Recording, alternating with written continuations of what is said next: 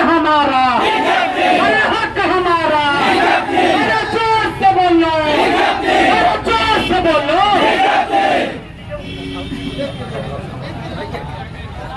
है हक हमारा, हम लड़ लेंगे, जो लड़ दोगे तुम, हम लड़के लेंगे, महिलाएं लेंगे, तो पुरुष भी बोले, हर बहन भी बोले, हर बेटी भी बोले, हर भाई भी बोले, शिक्षक मांगे। संदीप सौरभ जी को समय कम है, तमाम व्यस्तताओं के बावजूद ये हमारे यहाँ हमारी आंदोलन को मजबूती प्रदान करने आए हैं। हम सब इनका आभारी हैं।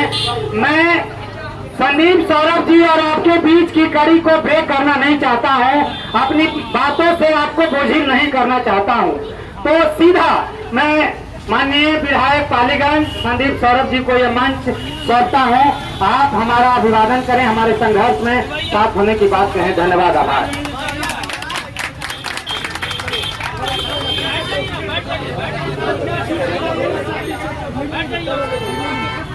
सातवां चरण की बहाली को लेकर के आंदोलन में यहाँ इकट्ठा हुए तमाम हमारे युवा नौजवान साथी, मैं आप सबको अपनी तरफ से बधाई देता हूं।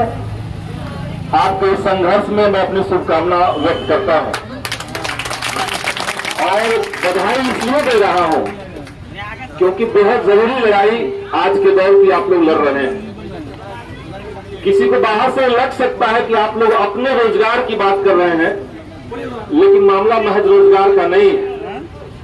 पूरे बिहार में स्कूलों में जिस तरीके से शिक्षक के पद खाली हैं, एक जनप्रतिनिधि के नाते हम लोग जब इलाके में जाते हैं, स्कूलों का दौरा करते हैं, तो कई बार ये महसूस होता है कि कुछ मामलों में जनप्रतिनिधि बेबस हो चुके हैं।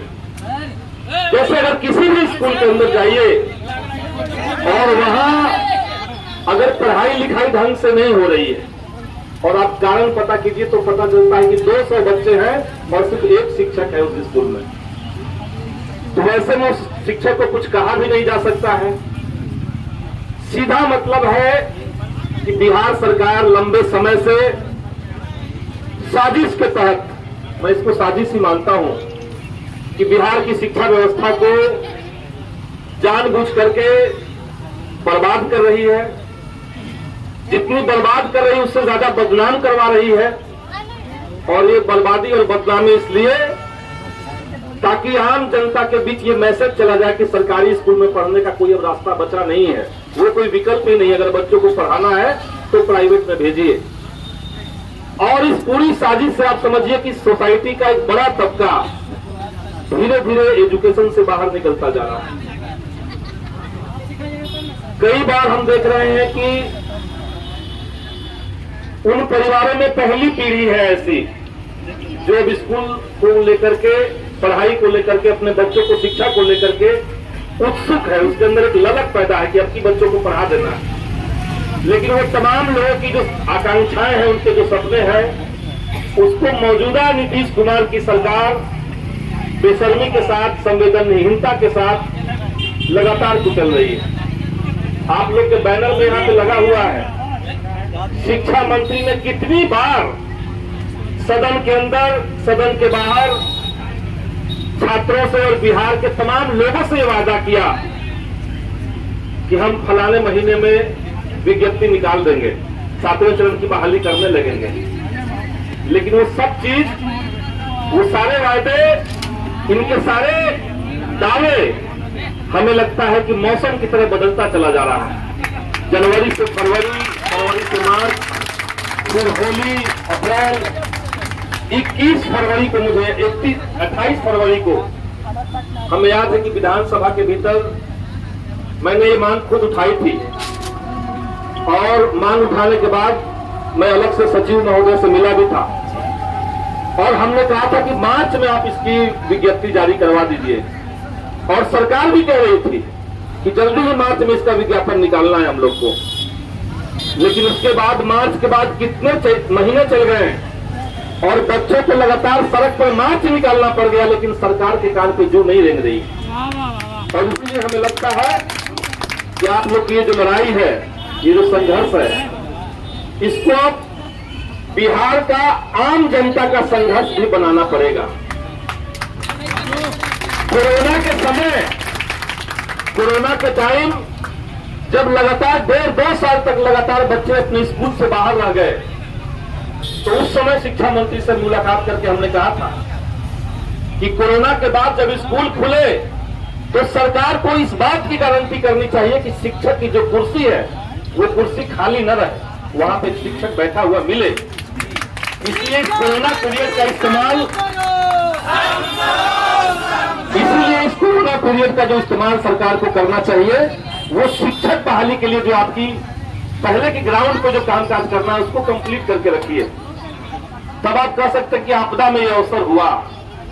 लेकिन दुर्भाग्य की बात है कि इस देश का प्रधानमंत्री आपदा में अवसर का नारा देते हैं, और आपदा में अवसर क्या उठाया गया कि उसी समय 2020 में ही सरकार ने कोविड के दौरान नई शिक्षा नीति ला करके शैक्षणिक संस्थानों के ऊपर थोप दी, और नई शिक्षा नीति आ चुकी है, आप लोग जानते हैं।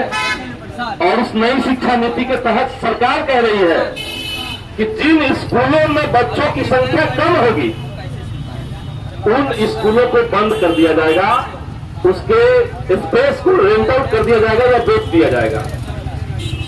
तो कोरोना के नाम पे जो मांग हमारी थी कि इस बीच में आप बहाली पूरा कर लीजिए ताकि कोरोना के बाद पढ़ाई स्पीड पकड़ ले, सरकार ने उल्टा किया।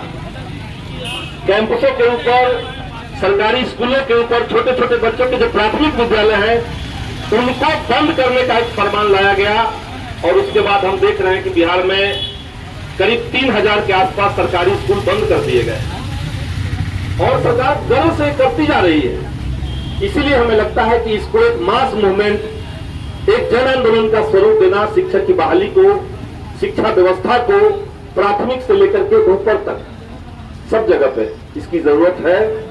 और मैं CPIML से हूं, हमारा छात्र संगठन भी है, और हमने उनको भी कहा है कि बिहार में उच्च शिक्षा को लेकर के, प्राथमिक शिक्षा को लेकर के एक सघन अभियान के लिए युवाओं को एकजुट किया जाए। आप लोग एकजुट पहले से हैं, संघर्ष कर रहे हैं, इसलिए आपको हम बधाई देते हैं। अभी विधानसभा का सत्र तो नहीं, लेकिन इस बीच में भी हम कोशिश करते हैं कि हम एक बार फिर से मंत्री महोदय से मिले।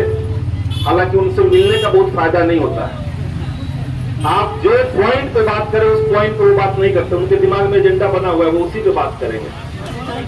हाँ, तो इसलिए, लेकिन हम तब भी अपनी तरफ से कोशिश करेंगे। अगला सत्र तो नवंबर में होने जा रहा है, शीतकालीन सत्र जो होगा, तो उसमें मजबूती के साथ इस मुद्दे को सदन के अंदर हम लोग उठाएंगे।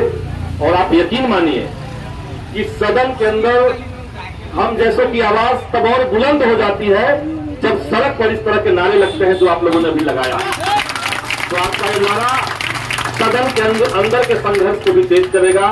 सदन के अंदर हम आप लोगों के संघर्ष को, आपकी आकांक्षाओं को, आपकी मांगों को मजबूती के साथ रखते रहेंगे। बाहर भी आप लोग के साथ रहेंगे। इसी शुभकामना के साथ अपनी बात को खत्म करेंगे। अभी विधानसभा में पुस्तकालय समिति की बैठक होने वाली है, उसमें मुझे जाना है, तो हम जल्दी निकलेंगे। बहुत बहुत धन्यवाद।